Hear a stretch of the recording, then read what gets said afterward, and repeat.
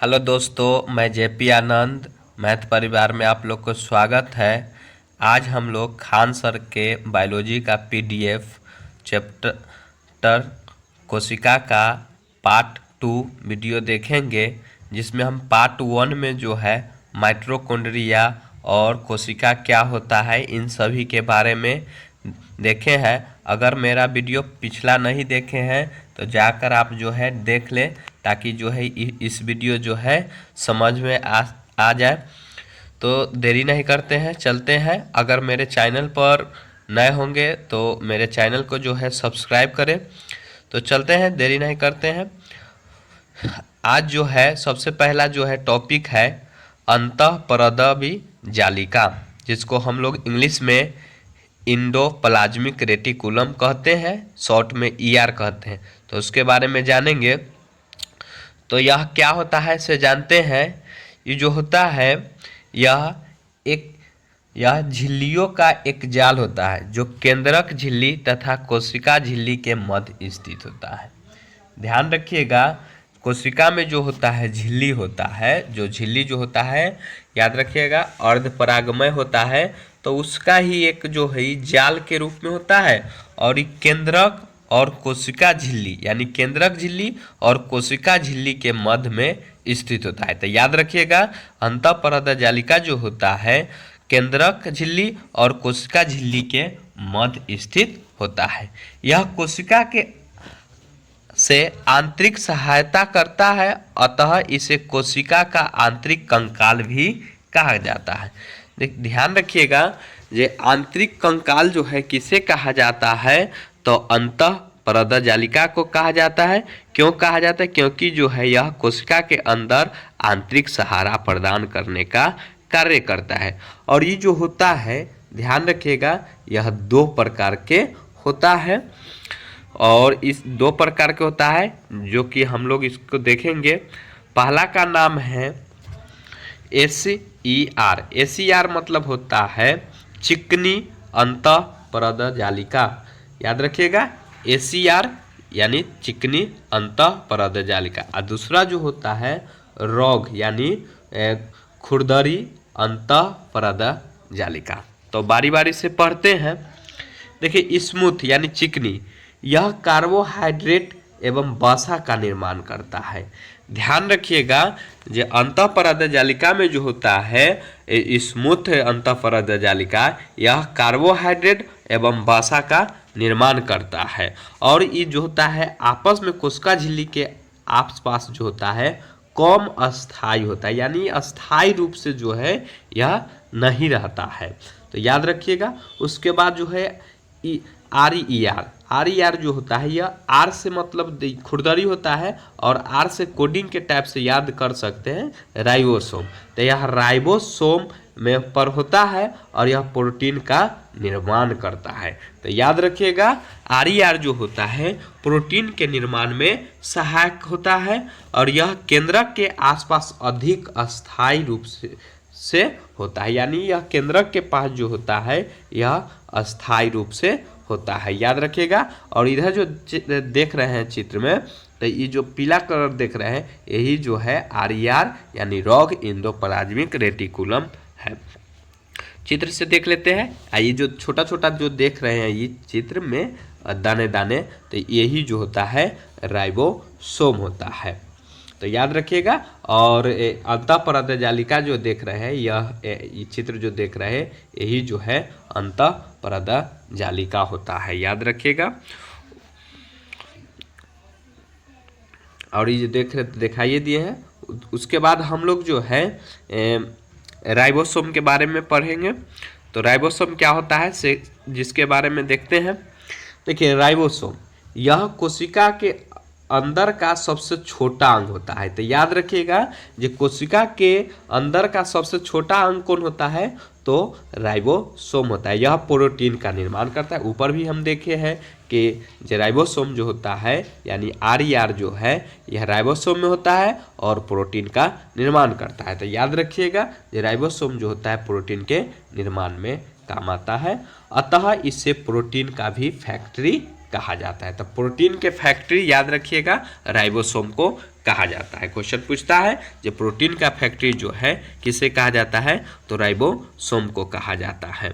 उसके बाद आगे बढ़ते हैं। राइबोसोम की खोज कौन किया है, तो याद रखिएगा जी.ई. पैलाडे साहब ने किया है। तो याद रखिएगा इसमें पैलाडे खाली लिखा गया है, तो ध्यान रखिएगा जो जी.ई. पैलाडे साहब ने किया है। राइबोसोम कोशिका का सर्वात्रिक कोशिकांग भी कहा जाता है। याद रखिएगा सर्वात्रिक कोशिकांग किसे कहा गया है, तो राइबोसोम को कहा गया है।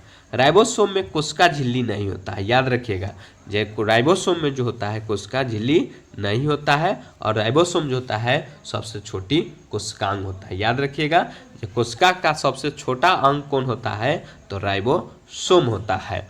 और यह जो होता है स्तनधारियों में एक कोशिका में लगभग 10 मिलियन राइबोसोम पाया जाता है। तो याद रखिएगा यह स्तनधारियों में जो होता है यह 10 मिलियन जो होता है राइबोसोम पाया जाता है। उसके बाद आगे बढ़ते हैं। यह 2 प्रकार के होता है, ध्यान रखिएगा 70S राइबोसोम होता है और एक होता है 80S राइबोसोम होता है। तो यह जो होता है हल्का होता है और तथा प्रोकैरियोटिक कोशिका में पाया जाता है। तो ध्यान, उसके बाद जो है 80S राइबोसोम देखते हैं। तो यह जो होता है इसमें जो होता है 7S और 40S से जो है सब यूनिट से ये बना होता है। यह भारी होता है और यूकैरियोटिक कोशिका में होता है। याद रखिएगा ये 70S जो होता है राइबोसोम जो है ऊपर हम लोग देखें वह जो होता है हल्का होता है, प्रोकैरियोटिक में होता है। ये जो होता है यह भारी होता है और यूकैरियोटिक कोशिका में होता है। तो आप लोग समझ गए होंगे। उसके बाद आगे बढ़ते हैं। आगे दिया गया है, इसके बाद आगे दिया गया है नोट में, जब बहुत सारे राइबोसोम आरएनए से जुड़े होता है तो उन्हें जो है पॉलीसोम्स भी कहा जाता है। यह प्रोटीन के कार्यात्मक इकाई होता है। तो जब बहुत सारे जो होता है राइबोसोम आरएनए से जुड़ा हुआ रहता है तो उसे हम लोग जो है पॉलीसोम्स कहते हैं। यह प्रोटीन का कार्यात्मक इकाई होता है। याद रखिएगा। अब हम लोग जो है गोल्जी बॉडी या गोल्जी काय के बारे में पढ़ते हैं। तो गोल्जी बॉडी जो होता है यह एक कोशिकांग होता है जो कोशिका में बिखरे हुए प्रोटीन तथा लिपिड के अणुओं को बांध कर रखता है। याद रखिएगा जो गोल्जी बॉडी जो होता है यह प्रोटीन और लिपिड के अणुओं को बांध कर रखने का कार्य करता है। उसके बाद गोल्जी बॉडी जो होता है टीआरएनए का मतलब होता है ट्रांसफर आरएनए, इसकी सहायता में जो होता है यह एक स्थानांतरण के रूप में कार्य करता है। तो याद रखिएगा गोल्जी बॉडी जो होता है ट्रांसफर आरएनए के रूप में मतलब उसके स्थानांतरण के रूप में जो होता है कार्य करता है। और क्या कार्य करता है, तो प्रोटीन अणु को जो है ले जाने का कार्य करता है। तो याद रखिएगा। और इसका जो है संरचना हम लोग देख लेते हैं। देखिए यही जो है ये जो है गोल्जी बॉडी का संरचना होता है। यह शीर्ष भाग होता है और इसमें जो होता है सिस्टनी होता है। और ये जो देख रहे हैं गोल आकार संक्रमण पुट्टिका होता है। और ये जो देख रहे हैं इधर ये ल्यूमेन होता है। तो ये सब ध्यान रखिएगा, जो सिस्टनी, शीर्ष भाग, संक्रमण पुट्टिका और ल्यूमेन ये सब जो होता है ये गोल्जी बॉडी में पाया जाता है। और इसकी खोज जो है हम लोग देखते हैं जो इसकी खोज जो है कैमिलो गोल्जी साहब जो 1898 में किया है। यह पदार्थों का परिवहन करता है, इसलिए जो है इसे जो है यातायात का प्रबंधक भी कहा गया है। इंग्लिश में ट्रैफिक पुलिस कहा गया है। तो याद रखिएगा बहुत इंपॉर्टेंट बात है कि जो गोल्जी काय को जो है ट्रैफिक पुलिस या यातायात के प्रबंधक के रूप में कहा गया है। क्यों कहा गया है, तो हम लोग देख लिए कि जो प्रोटीन के अणुओं को जो है एक जगह से दूसरे जगह ले जाने का, स्थानांतरण करने का काम करता है और टीआरएनए में कार्य करता है। याद रखिएगा। उसके बाद आगे बढ़ते हैं। प्रोटीन कोशिकाओं में गोल्जी बॉडी का नाम डायक्टोसोम भी जो है कहा जाता है।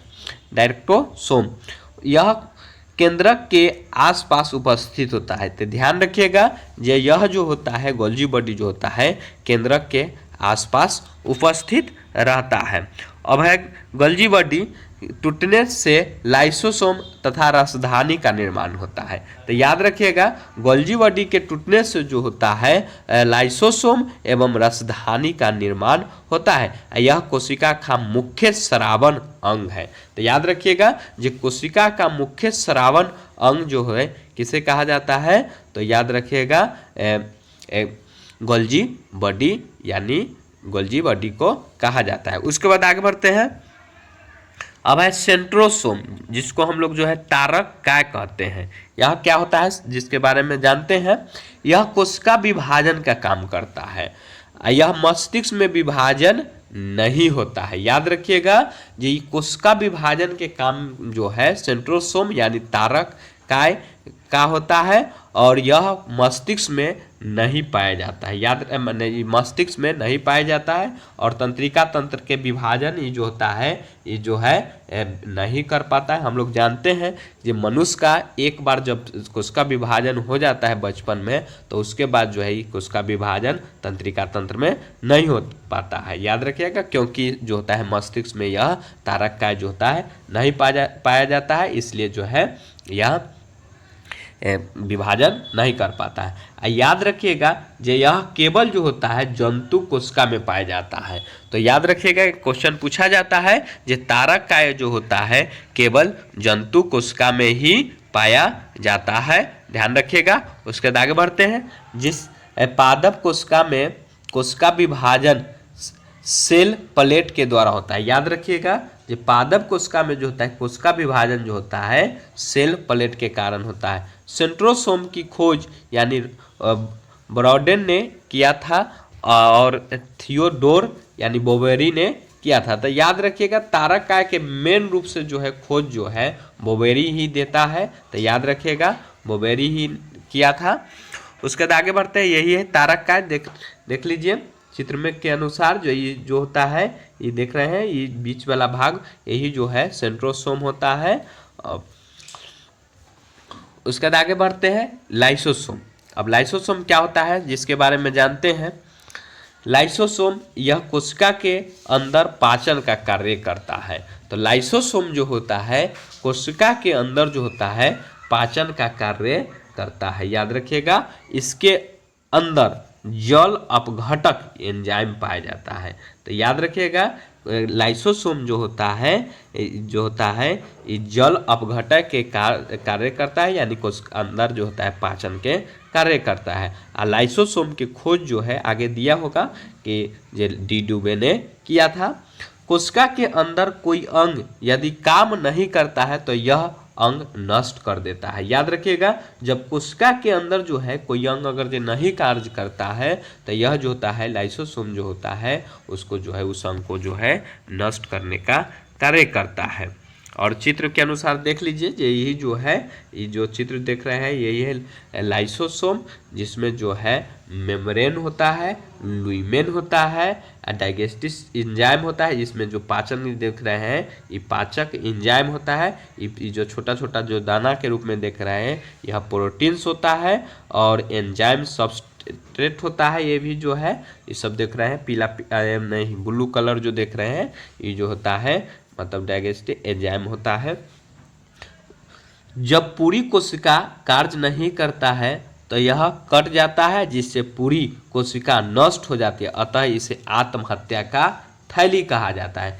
देखिए क्या होता है, आत्महत्या के थैली से लाइसोसोम को क्यों कहा गया है, क्योंकि जब यह पूरी कोशिका जो है इसके पूरी कोशिका जब न मतलब नहीं कार्य करता है तो यह कट जाता है। कटने का कारण जो है जिससे जो है पूरी तरह से अपने आप जो है नष्ट हो जाता है, इसलिए जो है आत्महत्या का थैली कहा गया है। याद रखिएगा, इसे आत्महत्या का थैली कहा गया है। या कोशिका का सफाई कर्मी भी इसी को कहा गया है, या डिस्पोजल बैग भी इसी को कहा गया। हम कहे थे कि ये लाइसोसोम की खोज जो है डी डुबे ने किया था। तो याद रखिएगा। उसके बाद आगे बढ़ते हैं।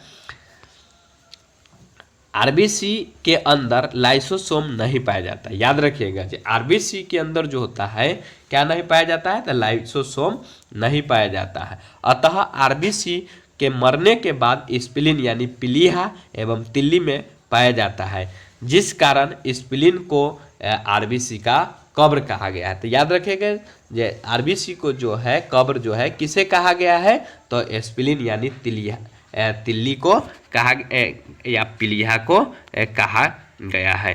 तो याद रखिएगा। उसके बाद आगे बढ़ते हैं केंद्रक। तो केंद्रक के बारे में देखते हैं क्या है से।